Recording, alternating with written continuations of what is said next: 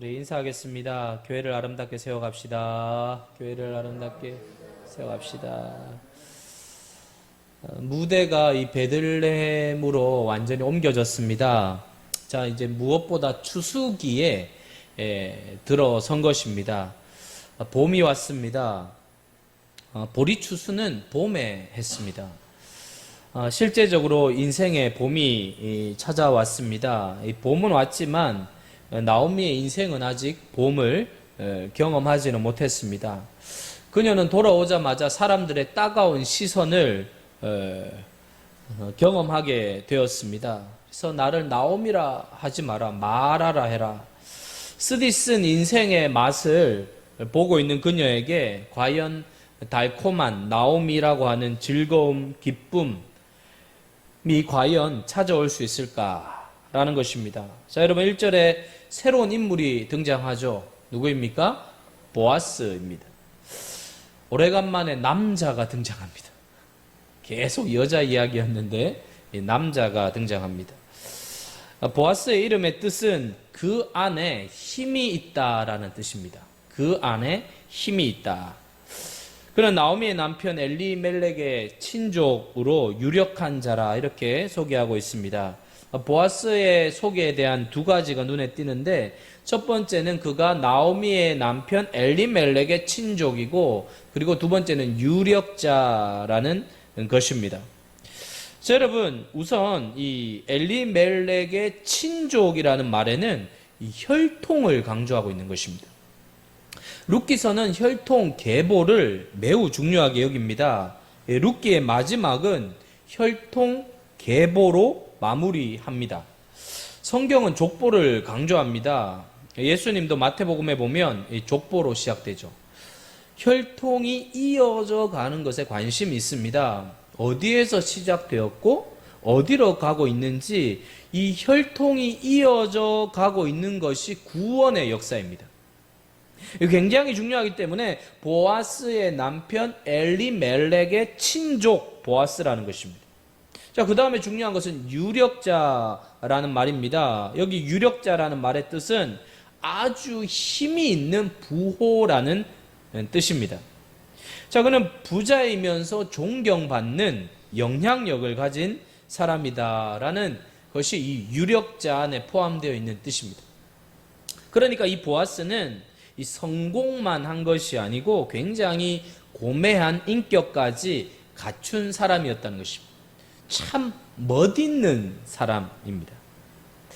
자, 아무것도 없는 이 밑바닥에 룻과 대조를 이루는 인물로 딱 세팅을 해 놓았습니다. 너무 대조가 됩니다. 자, 2장을 시작하면서 무대 조명이 환하게 켜지면서 보아스가 등장을 하는 것입니다. 그동안 무대가 아주 어두컴컴하고 찝찝했어요. 침침했어요. 근데 이제 갑자기 무대의 조명이 확 밝아지면서 이 보아스가 등장하는 거예요. 무엇인가 이제 2장 1절부터 분위기가 뭔가 역전이 되고 있는 듯한 분위기를 보여주고 있는 것입니다. 자, 카메라의 앵글이 보아스에게 쫙 집중이 되고 있습니다. 서서히 렌즈를 보아스에게 가까이 대면서 보아스의 얼굴을 클로즈업 시키고 있죠. 자, 우리는 이제부터 보아스를 주목해야 합니다. 왜냐하면 그가 문제를 푸는 키가 되기 때문입니다. 자, 1장에서 무대는 매우 어두웠습니다. 그러나 2장은 아주 환해졌어요. 1장에서의 모든 배경곡은 장송곡 단조풍이었습니다. 근데 이제 경쾌한 음악이 막 나오려고 하고 있습니다. 그리고 강력한 빛이 어둠을 뚫고 통과하는 듯한 그런 인상을 줍니다. 여러분, 빛은 아무리 칠흑 같은 어둠이라도 다 뚫습니다. 그게 지금 이제 보아스의 등장이 어둠을 걷어내고 빛이 찬란하게 임하는 장면을 보여주고 있죠. 자, 룻은 아침에 일어나자마자 나오미에게 밭으로 가서 일하겠다라고 합니다. 그리고 가서 누구에게 은혜를 입으면 그를 따라서 이삭을 줍겠습니다. 자, 나오미의 가정은 지금 당장 끼니를 해결해야 될 환경입니다. 그러므로 스스로 이 생계를 해결해야 했기 때문에 젊은 룻이 나서고자 한 것입니다.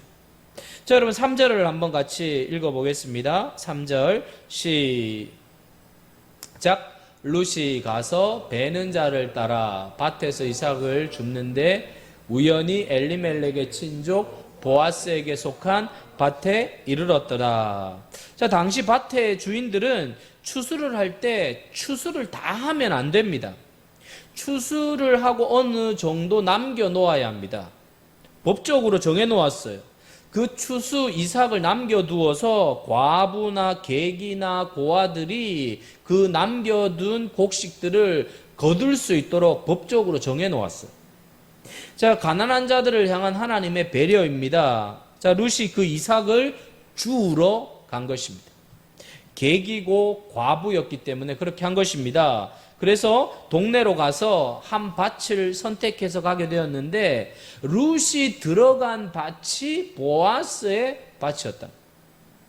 그런데 오늘 여기에서 무엇이라고 이야기하고 있습니까? 3절에 우연히 그곳에 갔다라고 강조하고 있습니다. 자, 밭이 한두 개겠습니까? 수도 없이 많았을 거예요. 자, 여기서 우연이라는 단어를 쓴 것은 어떤 극적 상황을 만들어내고자 하는 의도가 담겨 있는 것입니다. 우연이지만 우연이 아니라는 거예요. 그럼 사람들은 이 우연이라는 말을 잘 사용합니다. 우연히 그 친구를 만났다. 우연히 그 직장에 들어갔다. 우연히 그 남자를 만나 결혼하게 되었다. 우연히 이렇게 이야기하고 우연히 태어났다 이렇게 이야기하는 것입니다. 여러분, 뭔가 설명하기 어려우면 우연이라고 이야기하는데 이 우연이 많아지면 그걸 우연이라고 말해서는 안 된다는 것입니다. 자, 성도 여러분, 하나님을 믿는 신자들에겐 우연이 없습니다. 우연이라고 여기는 그 일들 안에 하나님의 필연이 들어가 있습니다. 하나님의 역사의 단단한 연결고리가 사람들이 흔히 말하는 우연 속에 다 숨어 있다는 거예요. 하나님의 강력한 역사를 이루어 나아가는 그 연결고리에 사람들이 말하는 우연이 다 들어가 있는 거예요. 그러므로 믿음의 눈을 열어야 합니다. 우연으로 보아서는 안 된다는 것입니다. 우리는 우연이라고 여길지 모르겠지만 하나님께서는 오래전에 이미 계획해 놓으시고 섭리해가는 과정 속에 그 일들이 다 들어있는 줄로 믿습니다. 4절도 마찬가지입니다. 우리 4절 같이 한번 읽어볼까요? 4절 시작. 마침 보아스가 베들레헴에서부터 와서 베는 자들에게 이르되 여호와께서 너희와 함께 하시기를 원하노라 하니 그들이 대답하되 여호와께서 당신에게 복 주시기를 원하나이다 하니라. 자, 여기서도 마침 보아스가 베들레헴에서 와서, 보아스가 어떤 연유에 있었는지 모르겠지만 룻이 그때 일하는 그때에 마침 그때 왔다는 거예요. 시간이 빠르게 돌아가고 있습니다.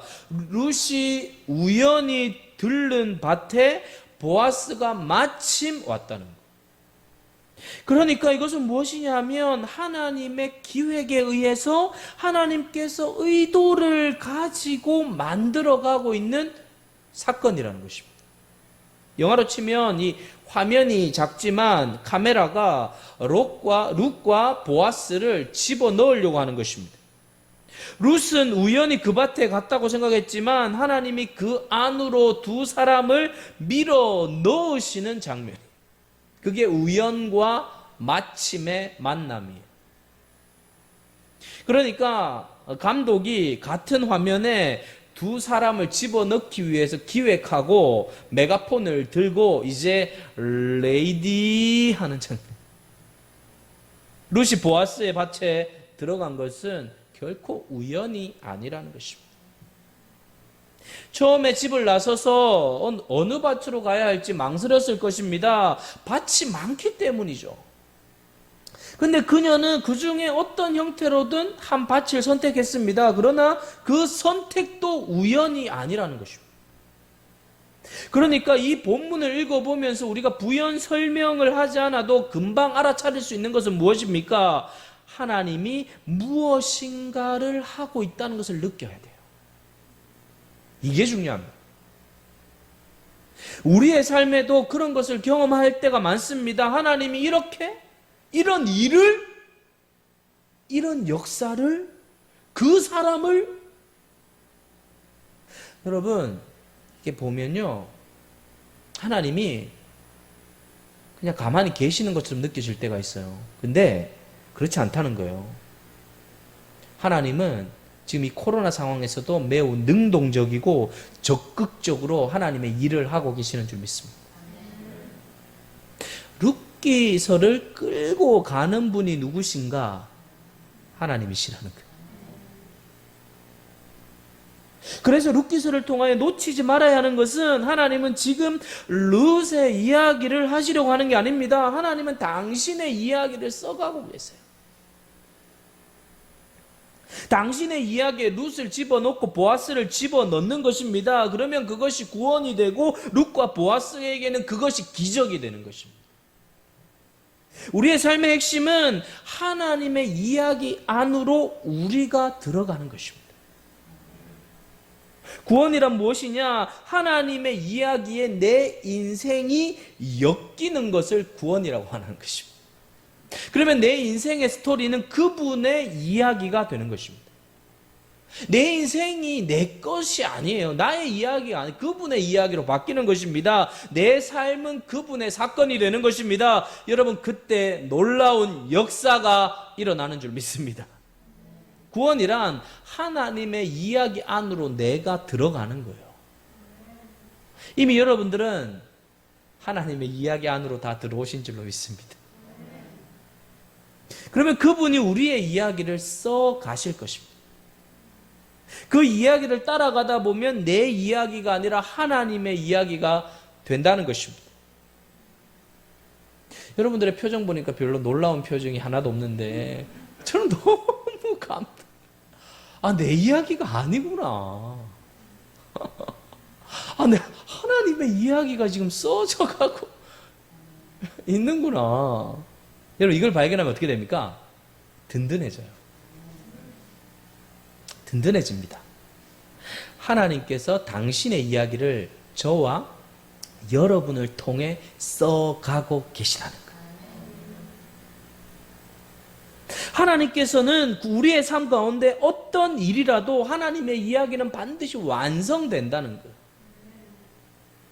자, 룻이 나오미를 선택하면서 어머니 하나님이 나의 하나님이다라고 고백했습니다. 그때부터 룻의 인생은 하나님의 이야기 안으로 들어온 거예요. 여러분이 세길교회를 선택하고 세길교회로 들어온 순간부터 여러분의 인생은 하나님의 이야기 안으로 들어온 줄로 믿습니다. 그 이야기 안에서 쓰여지고 있는 거예요. 하나님의 이야기 안으로 들어오면 연출, 각본, 감독, 모든 이야기가 하나님에게서부터 나오는 거예요. 그러니까 여러분, 하나님은 이야기를 만들어 가시는 원작자이시면서 감독이십니다. 내가 감독이 아니에요. 내가 감독이 되면 실망하죠. 내가 감독이라고 착각하는 성도들이 많아요. 우리 세길교회는 그런 성도가 한 명도 없게 되기를 축복합니다. 감독은 하나님이세요. 하나님이세요. 그러니까 하나님께 물고 늘어지세요. 이거 좀 시켜달라고. 이 역할 싫다고. 지긋지긋하다고. 이거 좀 하지. 좀 다른 것 좀 시켜달라고. 좀 나도 하이웨이 달리고 싶다고. 맨날 비포장도로만 달리게 하냐고. 좀 바꿔달라고 좀 하나님께. 그럼 하나님 바꿔주시는 거예요. 맨날 비포장도로 달리면서 맨날 내가 감독되니까 맨날 그 길만 가는 거예요. 아스팔트로 좀 바꿔달라고.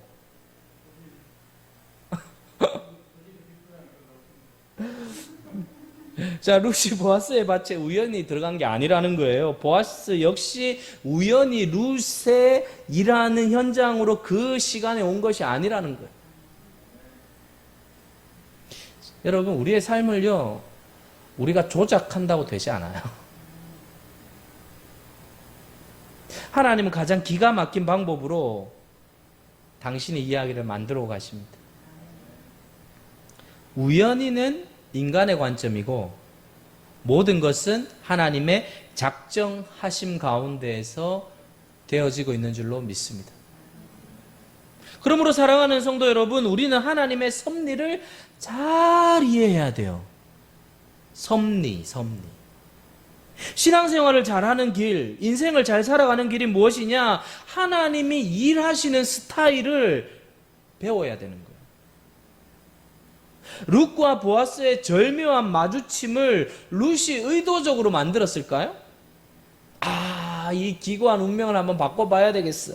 이 베들레헴에 온 김에 베들레헴에서 잘 나가는 남자 누군지 정보를 캐가지고 보아스구나 그래가지고 립스틱 짙게 바르고 이렇게 조작해가지고 빨갛게 발라가지고 보아스의 밭이 어디냐 해가지고 보아스 오는지 안 오는지 기다리고 있다가 보아스 여기 오면 일 안 하고 있다가 막 열심히 일하는 척하고 미스터 보아스 이렇게 해가지고 꽃뱀 전략을 쓴 게 아니에요. 룻은 지금 자기가 일하고 있는 밭이 누구 밭인지도 몰라요. 어떤 조작도 하지 않았습니다. 보아스도 마찬가지입니다. 룻이라는 여자를 만나기 위해서 온 것이 아닙니다. 그리고 그 당시에는 일하는 사람들을 격려하기 위해 밭 주인이 와서 격려차 방문을 이렇게 했다고 합니다. 특별한 의도를 가지고 한 게 하나도 없어요. 그런데 오묘하게, 저는 오묘하게 이 단어를 너무 좋아해요. 오묘하게 룻과 보아스가 만난 거예요.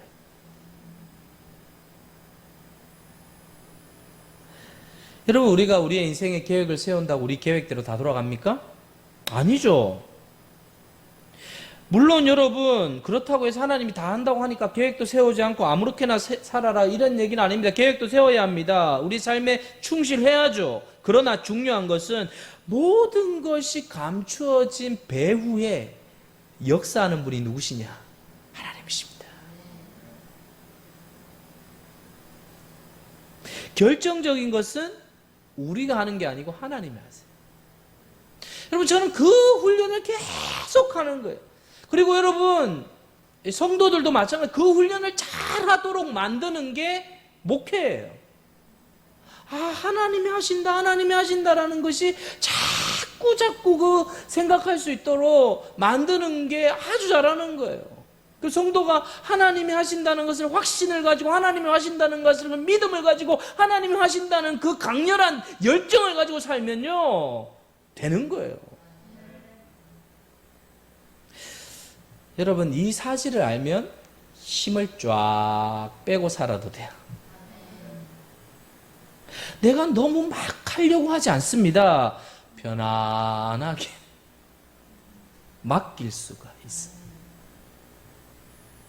우리가 하려고 하는 어떤 의도보다 하나님이 열어놓으신 것이 어디인지를 바라보고 마치 물 흐르듯이 따라가다 보면 역사가 일어나는 줄로 믿습니다. 그러므로 우리는 힘을 빼야 합니다. 사랑하는 성도 여러분, 우리의 의도성보다 하나님의 의도성에 더 민감해야 합니다. 여러분, 오늘 우리의 삶에 우연은 하나도 없습니다. 돌아보십시오. 우리 인생에 수도 없는 하나님의 기가 막힌 손길들. 여러분, 중요한 것은 타이밍입니다. 약간의 시차만 생겨도 어긋나는 거예요. 무엇이든지 타이밍이 중요합니다. 아슬아슬하게 비껴나서 일이 성사가 안 될 때가 있습니다. 그러나 하나님이 하시면 그런 일이 없어요. 하나님의 타이밍의 정확도는 100%입니다. 우리 그걸 믿어야 합니다. 오늘 3절에 룻이 가서, 4절에 뭐예요? 보아스가 베들레헴에서부터 와서 이 모든 것들이 그들이 하는 것 같지만 하나님께서 정확하게 개입하시는데, 하나님이 하시는 일은 이르지도 늦지도 않고 정확하게 하신다는 것입니다. 그러니까 여러분, 하나님의 섭리의 손길을 바라보는 눈이 열리면 소름이 돋아요. 소름 돋아 본 적 있어요? 여태까지 살면서 소름 돋아본 적이 없으면 이게 잘못 믿은 거예요. 하나님이 역사하시는 섭리의 손길이 보이면 소름이 돋아요. 하나님이 얼마나 이렇게 절묘하게, 이렇게 정확하게, 완벽하게 하나님이 일을 행하시는지를 보면 소름이 돋아요. 여러분, 오늘 우리 인생에 어떤 것도 우연은 없습니다. 오늘 여기 앉아 있는 것도 우연이 아니에요. 지금 우리가 이 자리에 있는 것도 우연이 아니에요. 여러분, 모든 들 안에 우연처럼 여겼던 것들을 자세히 돌아보세요. 복기를 해보세요. 우연이 아니에요. 하나님의 철저한 섭리와 간섭 속에서 일어난 것입니다. 그러므로 일상의 삶을 무심하게 바라보고 지나서는 안 된다는 것입니다. 거기에 하나님의 터치가 있습니다. 하나님의 손끝을 보십시오. 하나님의 손은 마치 이 오케스트라를 이끄는 지휘자와 같습니다. 여러분, 지휘자의 손끝에 모든 악기들이 움직입니다. 하모니를 이룹니다. 연주가 이루어지는 거예요. 하나님께서는 당신의 목적을 이루기 위해서 당신의 손끝에서 모든 것들을 동시다발적으로 지휘하고 계십니다. 룻, 가라. 보아스, 와라. 말은 없어요. 그러나 하나님이 그 사람들의 마음을 움직이고 계시는 거예요. 중요한 것은 하나님이 가지신 선하신 목적을 따라 각 사람과 모든 사건들을 사용하셔서 하나님께서 오묘한 조합을 이루어 가시는 것입니다. 그러므로 여러분, 우리가 하나님의 섭리를 신뢰한다면 항상 여유가 흐르게 되어 있습니다. 무슨 일을 해도 느긋한 것입니다. 나는 놓쳤다고 안달복달했는데 나중에 보면 더 기가 막힌 방법으로 역사를 할 때가 있다는 거예요. 나는 그때 무슨 일로 실패한 것 같았는데 그것이 실패가 아니에요. 하나님이 딜레이 시킨 거예요. 더 좋은 일을 준비해 놓으시고 중요한 것은 하나님의 타이밍입니다. 우린 이걸 믿어야 합니다. 하나님은 가장 정확하게 당신의 역사를 이루어 가십니다. 지금 내가 보기에 아닌 것 같지만 하나님은 더 완벽한 계획을 가지고 우리를 이끌어 가신다는 거예요. 여러분, 하나님이 하시는 것보다 우리가 성급할 필요가 없습니다. 그러면 망치게 됩니다. 자, 본문을 보면 눈앞에 전원적인 시골 풍경이 펼쳐집니다. 이 여인들이 밭에서 일을 하고 있습니다. 이 보아스가 와서 물끄러미 일하는 걸 쳐다보고 있어요. 근데 그때 보아스의 시선을 사로잡는 한 자매가 있습니다. 보아스의 눈에 룻이 선명하게 들어오는 거예요. 보아스가 사환에게 묻습니다. 이는 누구의 소녀냐? 사환이 대답합니다. 나오미와 함께 모압 지방에서 돌아온 모압 소녀입니다. 이미 정보가 다 새 나갔습니다. 자, 여기까지는 우리는 별다른 그림이 보이지 않습니다. 룻은 지금 상하고 무너진 인생을 부여잡고 생계를 위해서 아침부터 저녁까지 열심히 일하고 있어요. 여전히 룻의 인생엔 희망이 보이지 않습니다. 그 떨어진 이삭을 줍고 있는 여인, 그 절박한 현실 때문에 열심히 일하고 있는 것입니다. 일용직이죠. 자, 여러분, 아침에 일하러 나간다고 했을 때 나오미의 마음이 어땠을까요? 착잡했을 거예요.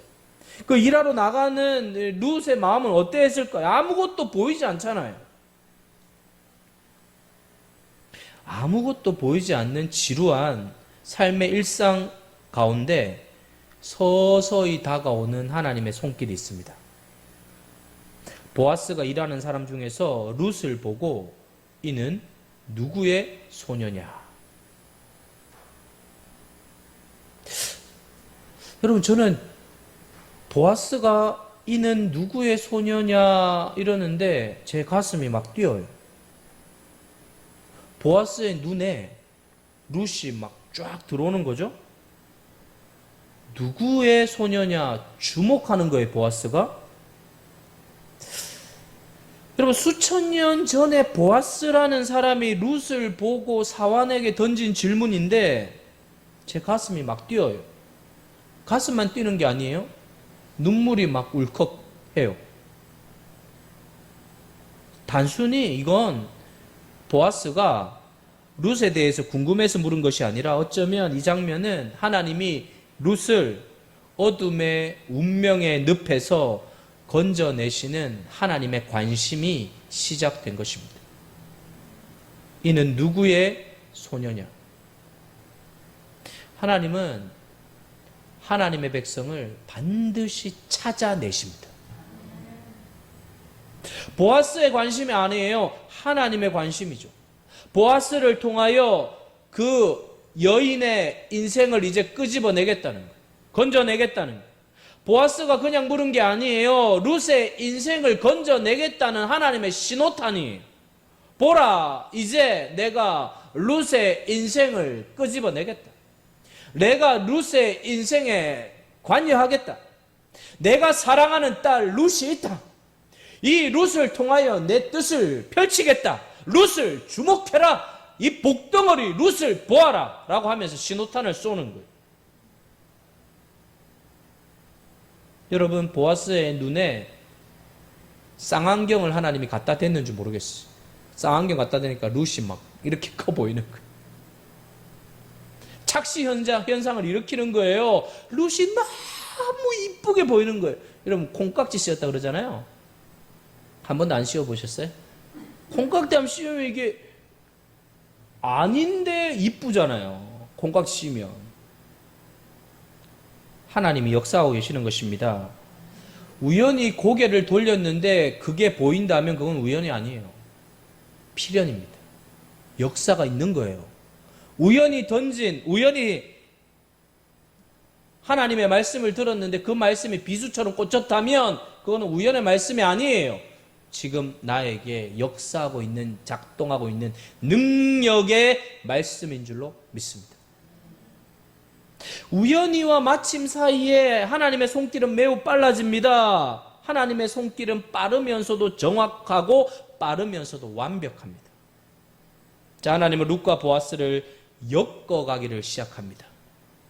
룻이 찾아간 밭에 보아스가 룻에게 다가왔습니다. 보아스의 마음에 무엇인가 설명할 수 없는 게 밀려왔어요. 여러분, 룻은 고개를 푹 눌러쓰고 얼굴을 들지도 않고 일을 했을 것입니다. 그런데 보아스는 투시한 것처럼 그 여인을 보았어요. 왜 그렇습니까? 하나님이 역사하고 있기 때문에. 여러분, 이 당시에 이방 여인이 이스라엘로 넘어왔으면 이방 여인이고 낯선 땅이라서 보호받을 수 있는 것이 아무것도 없습니다. 사사기 시대입니다. 나쁜 남자들이 너무 많은 거예요. 거기에 유린당할 확률이 매우 높습니다. 아주 연약한 신분이고 아슬아슬한 위치에 놓여 있다는 거예요. 바로 이때 룻과 보아스가 만난 거예요. 사랑하는 성도 여러분, 유력자 보아스에게 모압 여인 룻이 눈에 띄었다는 것은 은혜입니다. 이게 은혜예요.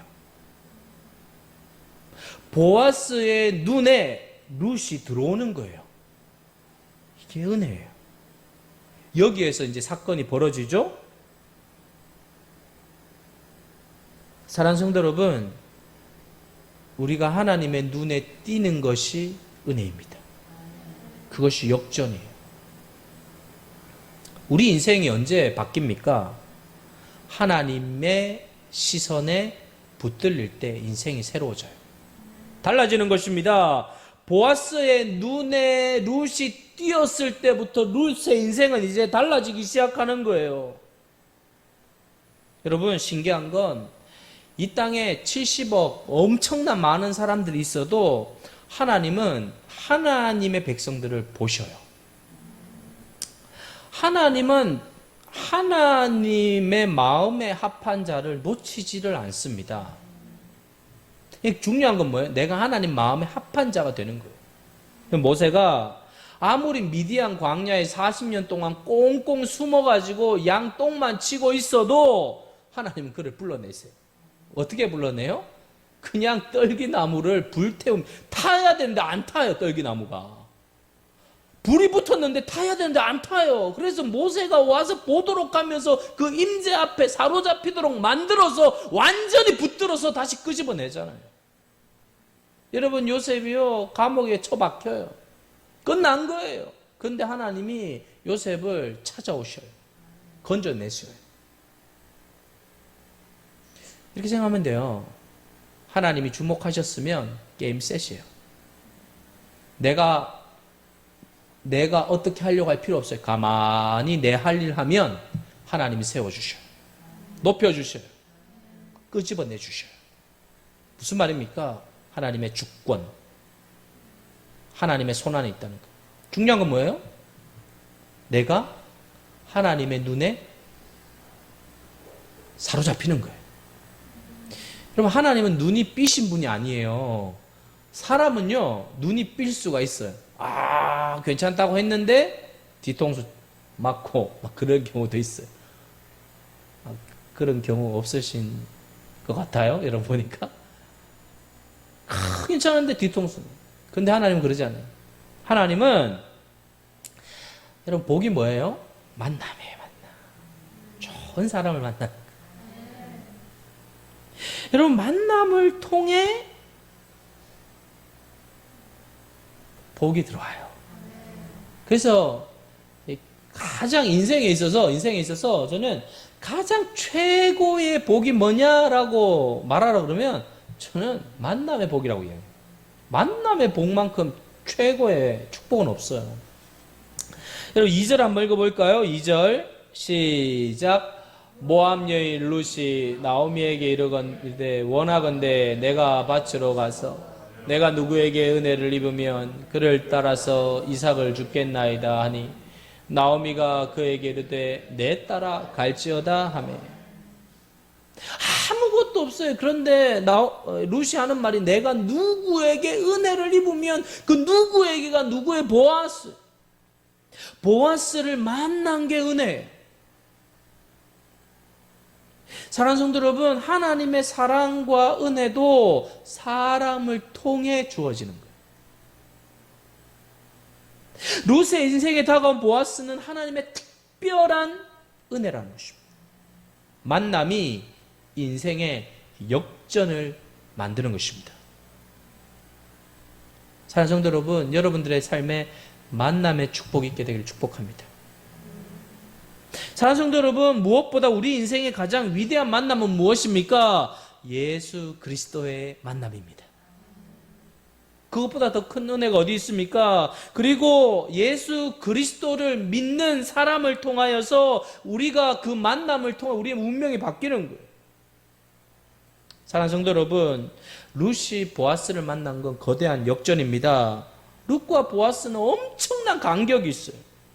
그러나 만날 수 있는 가능성이 전혀 없는 보아스와 룻의 이 간격을 메꾸고 만나게 하신 것은 하나님이 붙여주신 줄로 믿습니다. 그게 역전이에요. 하나님의 개입. 사랑하는 성도 여러분, 기억하십시오. 우리 인생의 최대의 역전은 예수 그리스도를 만난 것입니다. 내가 예수님을 만났다는 거예요.